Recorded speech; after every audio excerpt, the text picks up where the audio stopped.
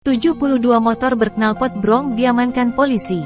Kanit Gakum Satlantas Polres Magetan Ibtu Agus Suparno menjelaskan jika pihaknya mengamankan total 72 motor berknalpot brong di lokasi wisata Sarangan pada Sabtu, tanggal 29 April tahun 2023. Sebagian motor berisik itu berasal dari luar Magetan. Kami mendapatkan keluhan dari pihak pelaku jasa usaha wisata dan sebagian wisatawan terkait adanya pemotor berknalpot brong yang mengganggu. Kami cek pada Jumat, tanggal 28 April tahun 2023, sore, ternyata nihil. Kemudian, pada Sabtu pagi kami datangi lokasi, ternyata mereka menggeber kendaraan dan mengganggu wisatawan.